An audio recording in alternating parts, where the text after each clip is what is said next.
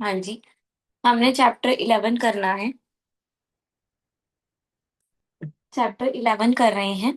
ठीक है, 10 चैप्टर हमने कल कर लिया था। आज चैप्टर 11 करेंगे, that is performance management system. कल कौन सा किया था? कल भी एक मैनेजमेंट ही किया था, प्लानिंग और मैनेजमेंट। किसकी प्लानिंग और मैनेजमेंट थी कल? कोई बता सकता है कल किसकी की थी प्लानिंग और मैनेजमेंट? कल कौन सा चैप्टर था? करियर। Career, very good. ठीक है, कल करियर प्लानिंग एंड मैनेजमेंट किया था, आज हम कर रहे हैं परफॉर्मेंस मैनेजमेंट सिस्टम। ठीक है, तो सबसे पहले मीनिंग आ गया, what is meaning bye performance management. Performance management क्या है? एक कॉन्टिन्यू प्रोसेस है। ठीक है, अपने आप को इवेल्युएट करने की कॉन्टिन्यू प्रोसेस है। ठीक है, आइडेंटिफाई करते जाना, मेजर करते जाना। ठीक है, नई नई चीजें डेवलप करते जाना। ठीक है, इंडिविजुअल की परफॉर्मेंस को चेक करते रहना। ठीक है, कि वो गोल तक पहुंच पा रही है या नहीं। एक गोल को अचीव करने के लिए जो भी रास्ते पे चल रहे हैं।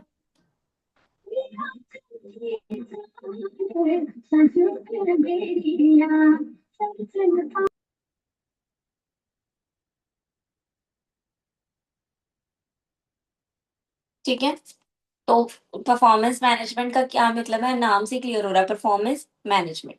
परफॉर्मेंस यानी कि आप जो डेली टास्क कर रहे हो वो, मैनेजमेंट यानी कि मैनेज करना, कि क्या वो डेली टास्क सही हो रहे हैं। तो वो मैनेज कैसे करेंगे? उसको आइडेंटिफाई करके, उसको मेजर करके, अगर कुछ गलत है तो नया डेवलप करके। ठीक है, और मेजर करने के लिए हमारे पास कुछ एक लास्ट पॉइंट भी तो होना चाहिए ना।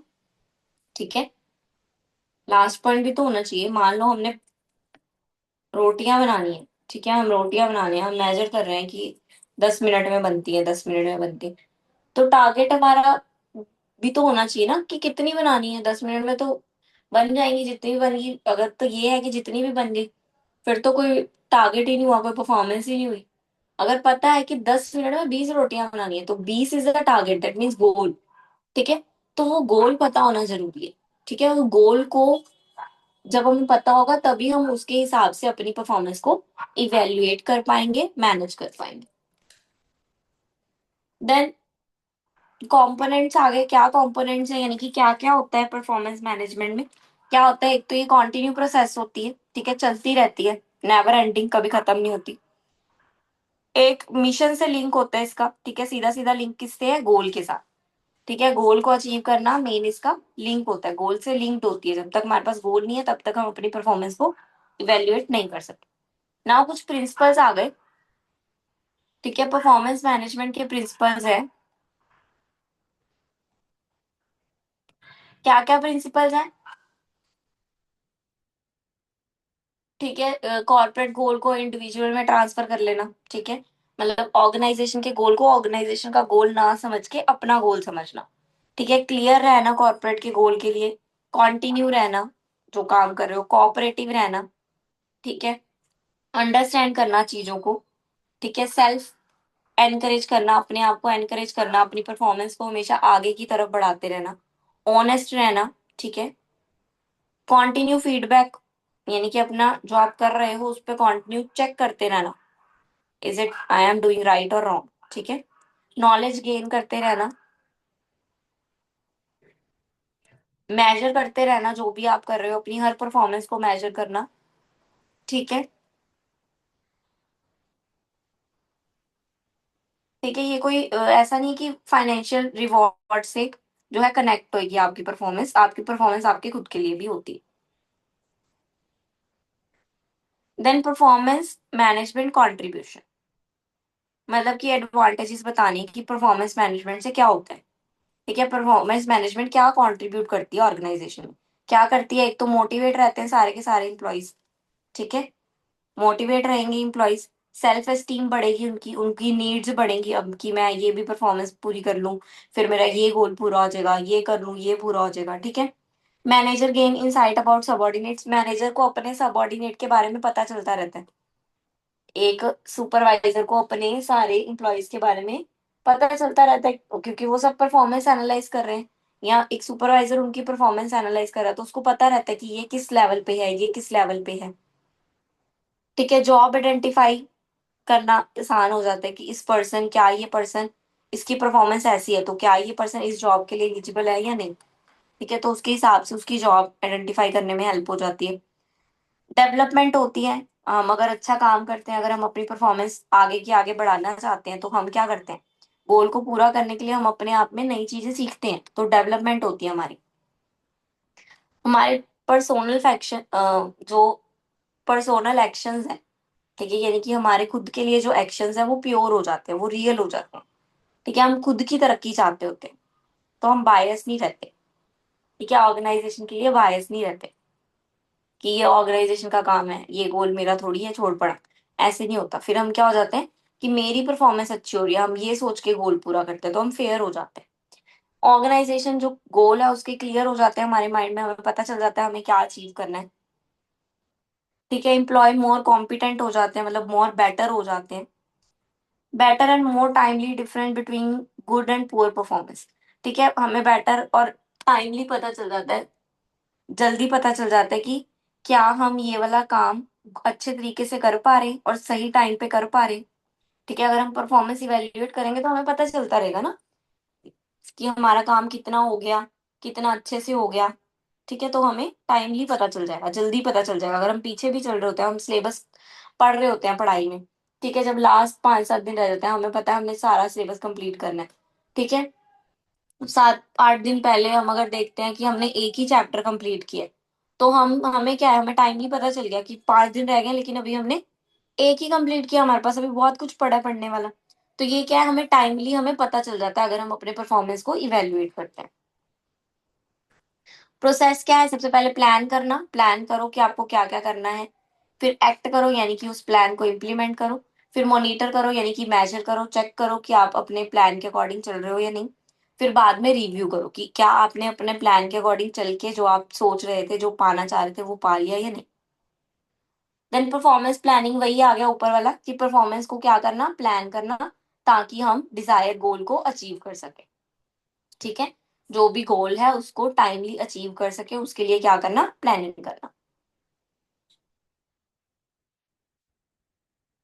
ये इंपॉर्टेंस आ गई, ये सब तो नॉर्मल ही है। इंपॉर्टेंस क्या है, सरवाइव के लिए, ग्रोथ के लिए, ठीक है, मोर अकाउंटेबल के लिए, अच्छी परफॉर्मेंस के लिए, कॉम्पिटिटिव गेन मिल जाता है हमें, मैक्सिमम यूटिलाइजेशन हो जाती है रिसोर्सेज की, अगर हमने प्लानिंग की होगी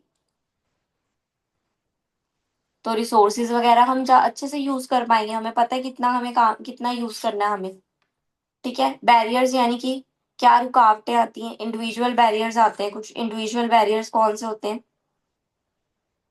कि इम्प्लॉयज जो है लेस कमिटमेंट होते हैं, जल्दी बोर हो जाते हैं, ठीक है। बना तो लिया, प्लान बना लिया, गोल बना लिया, सब पता है, लेकिन जल्दी कमिटमेंट नहीं, अपनी कमिटमेंट पे नहीं रह पाते हैं।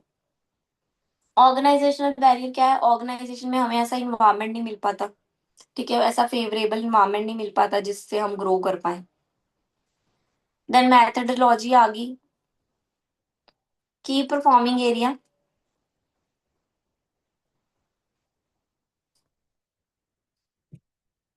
ठीक है, यानी कि मेथडोलॉजी क्या है, परफॉर्मेंस प्लानिंग के क्या है, प्रोसेस है। सबसे पहले की परफॉर्मिंग एरिया, सबसे पहले तो ये देखो आपने कौन सा स्पेसिफिक एरिया में परफॉर्म करना है, ठीक है। मान लो आपने गोल जो डिसाइड किया, तो वो जो एक स्पेसिफिक है, लाइक मैंने अकाउंटेंट बनना है, सीए बनना है, तो मेरा एक गोल डिसाइड होगा कि मैं अकाउंट्स को पहले अच्छे से समझूंगा, की एरिया आपने समझ लिया अपना, ठीक है। देन की एरिया रिजल्ट, फिर आप देखोगे उसका आउटकम क्या आएगा।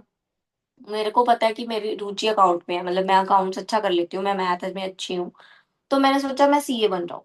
तो यानी कि आपने अपना रिजल्ट देखा कि मैं सीए बन के क्या होगा, सीए मैंने जो गोल डिसाइड कर रही हूँ उस वो रिजल्ट जो है मेरा वो क्या होगा, वो क्यों मेरे लिए कैसा अच्छा है, नहीं अच्छा है वो। देन टास्क एंड टारगेट, फिर टास्क बनाएंगे। जैसे हमें पता है कि सीए के 5 पेपर है, तो पहले अभी फर्स्ट टास्क क्या होगा हमारा कि पहला पेपर क्लियर करना है। सीधा तो नहीं सोचेंगे 5 के 5 पेपर क्लियर करें, नहीं। टारगेट बनाएंगे कि अभी हमने क्या करना है, पहला पेपर सॉल्व करना है। देन गोल सेटिंग, वही गोल सेट करोगे आप, ठीक है। डेली एक्सरसाइज करोगे, डेली स्ट्रेटेजीज बनाओगे, ठीक है। आप देख रहे हो कि मेरा एक पेपर कंप्लीट मतलब आने वाला है, पर मेरी अभी जो भी रिवीजन है वो नहीं हो पाई है, तो आप अलग अलग स्ट्रेटेजीज ट्राई करोगे, ठीक है। Then organization object and strategies, फिर अगर हम ऑर्गेनाइजेशन की बात करें तो ऑर्गेनाइजेशन के जो स्ट्रेटेजीज हैं, या ऑर्गेनाइजेशन में अगर कोई हम ऑर्गेनाइजेशन में काम करते हैं तो उनकी जो स्ट्रेटेजीज हैं उनको समझेंगे हम कि वो क्या चाहते हैं, उनका गोल क्या है। उनकी नीड्स को समझना, ठीक है, परफॉर्मेंस की नीड्स को समझना, फिर सेटिंग करना, ठीक है, उनकी एक्सपेक्टेशन और अपनी एक्सपेक्टेशन को सेट करना कि वो क्या चाहते हैं और मैं क्या चाहता हूँ, अगर दोनों मिल रही हैं तो ठीक है, ठीक है। फिर एंड में क्या करना, मेजर करना कि क्या आप अचीव कर पाए हो जो आप चाह रहे थे। नेक्स्ट आ गया परफॉर्मेंस अप्रेजल। परफॉर्मेंस अप्रेजल यानी कि अपनी परफॉर्मेंस को जज करना, अपनी परफॉर्मेंस को में से गलतियां ढूंढना, ठीक है, एक सिस्टमेटिक वे से, ठीक है। अब तक हम परफॉर्मेंस मैनेज कर रहे थे, आइडेंटिफाई कर रहे थे, ढूंढ रहे थे कि कैसे कैसे कैसे काम करें। अब हमने काम कर दिया है, अब हम देख रहे हैं कि हमने क्या क्या सही किया, क्या क्या गलत किया, ठीक है। तो वो हो गया परफॉर्मेंस अप्रेजल। अप्रेजल में 2% इम्प्लू सॉरी इन्वॉल्व होते हैं। फर्स्ट आ गया अप्रेज। अप्रेज यानी कि वो पर्सन जिसकी अप्रेज की जा रही है, ठीक है, जिसकी जजमेंट की जा रही है, जिसको जज किया जा रहा है, वो गया अप्रेज। अप्रेजर जो पर्सन उसको जज कर रहा है, ठीक है, जो पर्सन उसको क्या कर रहा है, उसको अप्रेज कर रहा है, उसको जज कर रहा है, ठीक है। लाइक सुपरवाइजर हो गए इसमें, और यहाँ हो गए इम्प्लॉयज और सबॉर्डिनेट्स।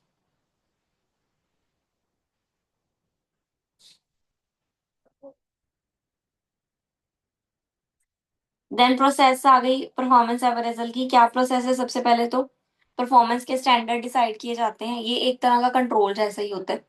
पहले स्टैंडर्ड डिसाइड कर दिए, फिर उस स्टैंडर्ड को सबको बता दिया, फिर एक्चुअल जो स्टैंडर्ड है वो देखे, फिर जो हमने स्टैंडर्ड फॉलो किए हैं और जो एक्चुअल में स्टैंडर्ड है दोनों को कंपेयर किया, ठीक है। फिर फीडबैक निकाला कि क्या हम उस जो ऑर्गेनाइजेशन के स्टैंडर्ड है उस तक पहुंच पाए हैं या नहीं। फिर अगर पहुंच पाए हैं तो very good, well and good. और अगर नहीं पहुंच पाए हैं तो उसके लिए करेक्ट एक्शन लेंगे कि कैसे वहां तक पहुंचा जाए।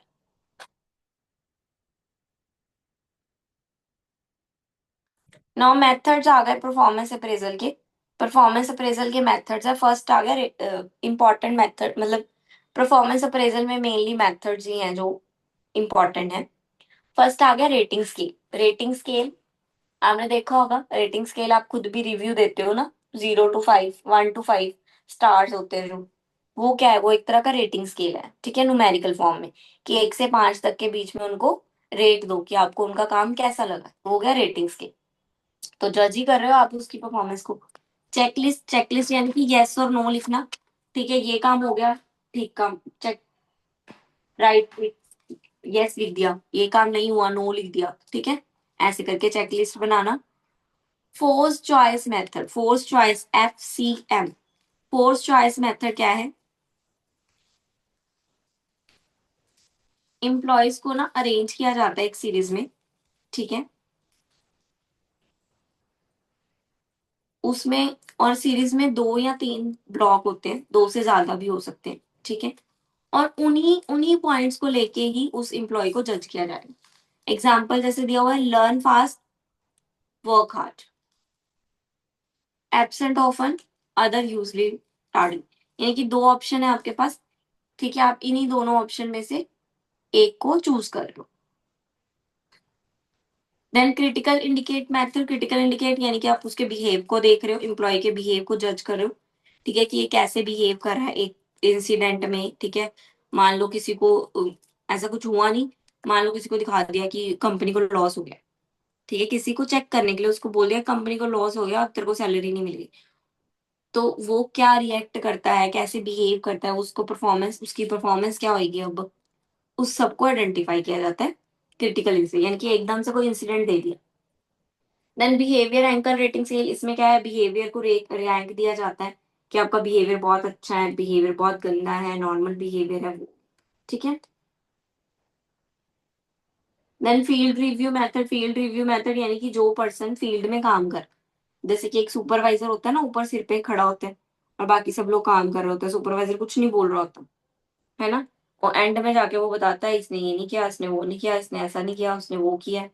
ये क्या है, वो फील्ड रिव्यू कर रहा है, वो आपको देख रहा है कि आप कैसे डिपार्टमेंट में काम कर रहे हो, आप किससे बात कर रहे हो, किससे नहीं कर रहे हो, वो आपको फील्ड में ही रिव्यू कर रहा है, आपके फील्ड में ही चेक कर रहा है। एनुअल कॉन्फिडेंशियल रिपोर्ट, ये क्या है, एम्प्लॉय को नहीं दिखाई जाती, कॉन्फिडेंशियल नाम से ही पता चल रहा है। ठीक है, इसमें क्या है, इंफॉर्मेशन कॉन्फिडेंशियल रखी जाती है। एम्प्लॉयज को, जैसे सुपरवाइजर है वो रैंक के बेस पे चेक करेंगे कि ये बहुत अच्छा है, बहुत गंदा है, ठीक है, गुड है, एवरेज है, पुअर है, उसके बेस पे वो रिपोर्ट बनाएंगे, और ये कब बनती है, एनुअली बनती है, इसलिए इसका नाम एनुअली कॉन्फिडेंशियल रिपोर्ट।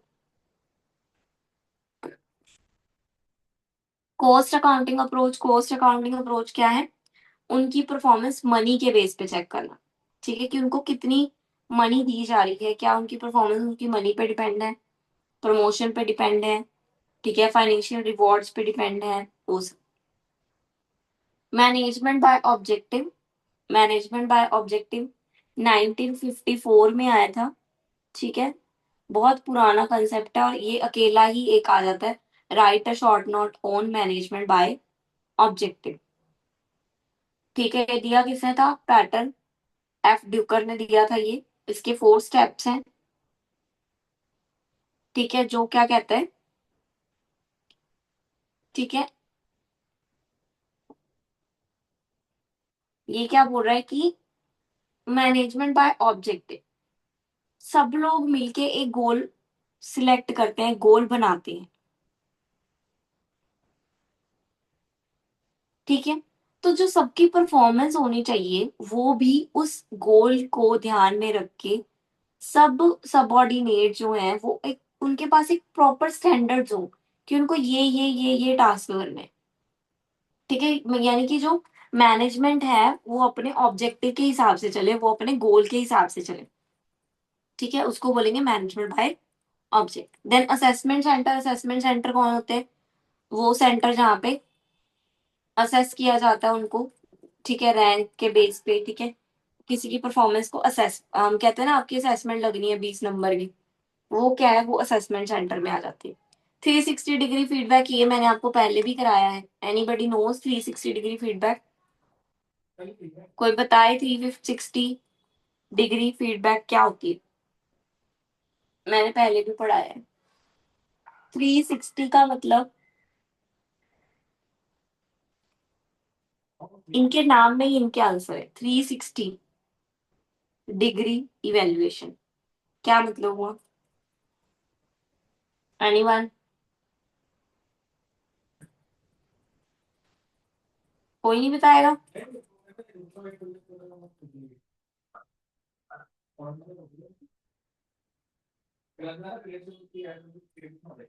360, चलो लो पढ़ लो, पढ़ के ही बता दो, बताओ तो सही, लो पढ़ लो, 360 पढ़ के बताओ जरा, बिना पढ़े नहीं याद, तो पढ़ के तो याद आ ही जाएगा। 360 डिग्री वैल्यूएशन,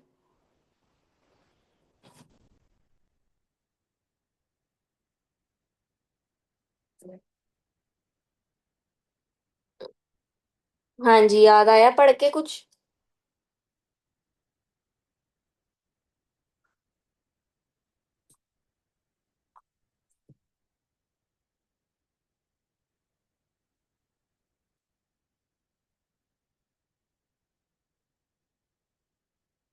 कोई नहीं बताएगा, मैं ही बताऊं। आ गया एक मैसेज।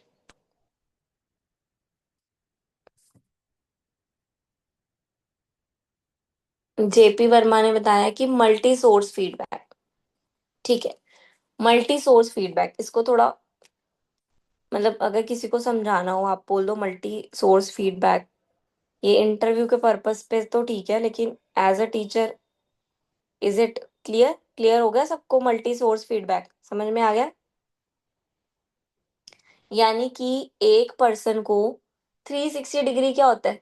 पूरा राउंड, यानी कि चारों तरफ से क्या है, पूरा उसके हर तरफ से उसको इवेल्युएट किया जा रहा है, उसको हर तरफ से चेक किया जा रहा है, उसको हर पर्सन जज कर रहा है। हम परफॉर्मेंस अप्रेजल पढ़ रहे हैं, अप्रेजल परफॉर्मेंस अप्रेजल का मतलब था जज करना, तो उसको हर पर्सन जज कर रहा है। ठीक है, हर पर्सन जो है उसकी फीडबैक दे रहा है कि ये ऐसा है, ये ऐसा है, हर पर्सन उसके बारे में फीडबैक दे रहा है, उसको बोलते हैं 360 डिग्री फीडबैक। ठीक है, ये ऑर्गेनाइजेशंस लेती हैं अपने एम्प्लॉय के रिलेटेड, जब उनको किसी को प्रमोशन देनी हो, ठीक है, किसी को टर्मिनेट करना हो या किसी को ट्रांसफर करना हो, तो वो ऐसे लेती हैं ना। एरर्स क्या है परफॉर्मेंस अप्रेजल में? एरर्स क्या है? Hello effect. सबसे पहले आ गया हेलो इफेक्ट। हेलो इफेक्ट क्या होता है? Hello effect, hello effect positive है, हॉर्न इफेक्ट नेगेटिव है। ठीक है, हेलो इफेक्ट में क्या है, जब हम किसी पर्सन की एक पॉजिटिव अच्छी चीज को देख के इम्प्रेस हो जाए। ठीक है, लाइक एक पर्सन जो है वो बहुत अच्छे से वेल ड्रेस्ड होके आया है। ठीक है, यहाँ हमें पता है कि ये बंदा ऑनेस्ट है, बहुत सच्चा है, झूठ नहीं बोलता कभी भी। ठीक है, ईमानदार सच्चा है, झूठ नहीं बोलता। तो हम उसकी एक ही पॉइंट पे क्या हो गए हैं, उससे इम्प्रेस हो गए। हेलो इफेक्ट, हम उसके बाकी सारे पॉइंट्स को निग्लेक्ट करें। काम वो नहीं करता, ठीक है, वेला बैठा रहता है, फोन वो चलाता है, सिगरेट वो पीता है, हम सारे इफेक्ट को क्या करते हैं, निग्लेक्ट कर रहे हैं, सिर्फ एक इफेक्ट को देख के इम्प्रेस हो रहे हैं, दैट इज हेलो इफेक्ट, जो कि परफॉर्मेंस अप्रेजल में आता है। ठीक है, कभी कभी जो ऑर्गेनाइजेशन के हेड्स हैं या जो इंटरव्यू भी होते हैं, वो कभी कभी आपका पहरावा देख के, हम बोलते हैं ना first impression is the last impression, वो क्या मतलब है कि कई बार वो लोग आपके हेलो इफेक्ट यानी कि आपको देख के ही कह देते हैं कि पर्सन को ओके करो, उनको नहीं पता आपको क्या आता है क्या नहीं आता। ठीक है, तो ये इसका एक नेगेटिव इम्पैक्ट पड़ता है, मतलब कि एक एरर है एक तरह का। लीलेंसी यानी कि किसी को छूट देना, ठीक है, चल कोई गल नहीं। ठीक है, तो कभी कभी जो सुपरवाइजर्स हैं वो लीनियंट हो जाते हैं। ठीक है, सेंट्रल टेंडेंसी, जब हम एवरेज निकालते हैं, ठीक है, तो बहुत सारी चीजें क्या कर देते हैं, अवॉइड कर देते हैं। ठीक है, यानी कि हम देखो, एक पर्सन है उसकी लो चीजें भी आई, हाई चीजें भी आई। ठीक है, एक पर्सन में बहुत सारी लो आई, एक पर्सन में ज्यादा हाई आई, तो हमने क्या रख लिया, एक एवरेज रख लिया। जैसे हम कह रहे थे 33% मार्क्स, 33 नंबर आउट ऑफ 100, तो जिसके भी आए उतना उसको हम पास मान के अगली क्लास में शिफ्ट कर देते हैं। इसका मतलब ये तो नहीं है कि वो बहुत अच्छा पर्सन है या उसकी परफॉर्मेंस बहुत अच्छी है, हम उसकी परफॉर्मेंस को जज नहीं कर पा रहे, क्योंकि तो जो फर्स्ट आया वो भी क्लास में शिफ्ट हुआ है नेक्स्ट, और जो 33 लेके आया वो भी नेक्स्ट क्लास में शिफ्ट हुआ है। तो ये क्या है, एवरेज की वजह से। ठीक है, किसी के हाई जो पॉइंट्स हैं वो छिप जाते हैं, किसी के लो पॉइंट्स हैं वो छिप जाते हैं। देन होन इफेक्ट आ गया, जो भी मैंने ऊपर पढ़ा। अब होन में क्या था, मैंने बताया कि ये क्या है, नेगेटिव ट्रेड को देख के। ठीक है, हेलो इफेक्ट पॉजिटिव को, हॉर्न इफेक्ट नेगेटिव को। इसमें क्या होगा कि हम किसी पर्सन की एक नेगेटिव इम्पैक्ट को देख के उसको रिजेक्ट कर रहे हैं। ठीक है, मान लो हमने देखा एक पर्सन सिगरेट पी रहा है, तो हमने उसको ये मान लिया कि ये सिगरेट पी रहा है, is not a good person, बात खत्म। हमने कुछ नहीं चेक किया, चाहे वो अकाउंटेंट हो, चाहे वो बहुत अच्छा पढ़ा लिखा हो, बहुत समझदार हो, नहीं, हमने उसका एक नेगेटिव पॉइंट देखा और उससे उसको उसको जज कर लिया, उसकी परफॉर्मेंस को प्रेज कर लिया। Then contract error, contract error क्या है, जब सबऑर्डिनेट्स रैंक देते हैं, ठीक है, सेम करेक्टर होते हैं, ठीक है, जैसे लेस और मोर मच मैनी, ये सब क्या है, सब एक जैसे ही हैं। तो इसकी वजह से क्या हो जाता है, कुछ एरर्स आ जाते हैं। पर्सनल बायर्स, ठीक है, पर्सनल बायर्स होना किसी पर्सन के साथ, ठीक है, एज जेंडर सेक्स की वजह से, तो वो भी हो सकता है। देन आ गया पोटेंशियल अप्रेजल। अभी हमने परफॉर्मेंस अप्रेजल पढ़ा, अब हम पढ़ रहे हैं पोटेंशियल अप्रेजल। पोटेंशियल अप्रेजल क्या है, capacity and quality in a person which manifest while performing the job।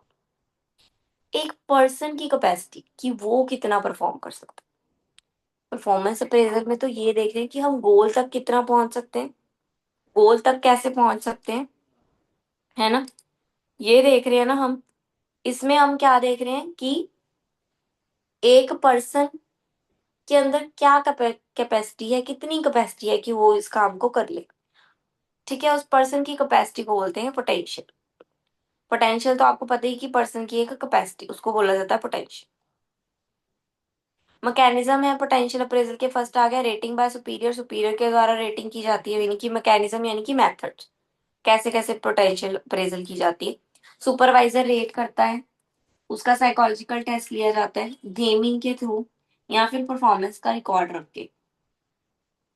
Process क्या है, सबसे पहले तो उसको रोल डिस्क्राइब कर दो कि आपको ये रोल है आपका, फिर रेटिंग मैकेनिज्म लगा दो, ठीक है, उसकी क्वालिटीज चेक करो कि वो वैसे वैसे परफॉर्म कर रहे हैं नहीं। फिर ऑर्गेनाइजेशन का सिस्टम देखो कि उसकी क्वालिटीज हमारे फंक्शन, हमारे ऑर्गेनाइजेशन के लिए क्वालिटेटिव है या नहीं। Then feedback.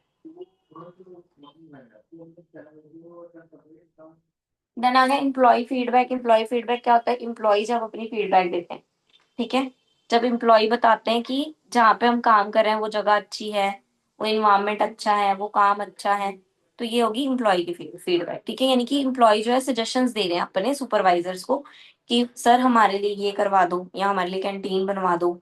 ठीक है, तो क्या है एम्प्लॉय की फीडबैक।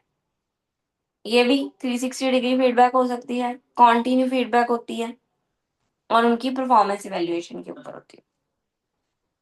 देन एम्प्लॉय काउंसलिंग यानी कि एम्प्लॉयज को जो प्रॉब्लम फेस करनी पड़ती है, एम्प्लॉयज को जो प्रॉब्लम्स आती हैं, ठीक है, तो उस प्रॉब्लम को सॉल्व करने के लिए उनकी मेंटल हेल्थ, उनकी इमोशन, उनका वर्क स्ट्रेस, इन सबको कंट्रोल करने के लिए उनकी काउंसलिंग की जाती है। ठीक है, उनसे पूछा जाता है आपका क्या सपना है, आप क्या बनना चाहते हो। ठीक है, और उनको हेल्प की जाती है कि वो उनको थोड़ा पूरा कर सके और अपने मेंटल हेल्थ को ठीक कर सके।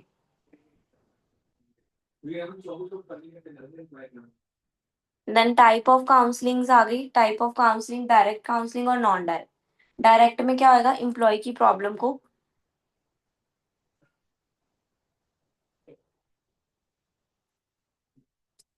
हम डायरेक्ट सुनेंगे और उसको मोटिवेट करेंगे, कोई कहानी सुना के, कोई कम्युनिकेट करके। नॉन डायरेक्ट यानी कि हम एम्प्लॉय की प्रॉब्लम को समझते हैं, अंडरस्टैंड करते हैं, तो उसको डायरेक्ट सोल्यूशन ना देके उसको कुछ हिंट में बता दिया, ठीक है, उनको हिंटों में बता दिया, ऐसे करके उसको हेल्प करते हैं। कोऑपरेटिव एंड पार्टिसिपेटिंग यानी कि म्यूचुअली उनके साथ उनकी प्रॉब्लम में इन्वॉल्व होके सॉल्व करना। ठीक है, हाँ जी, चैप्टर खत्म हो गया। Is this chapter clear?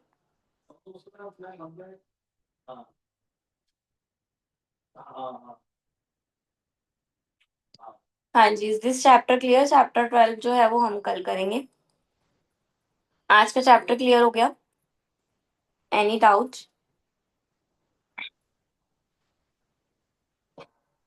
Clear है आज का चैप्टर?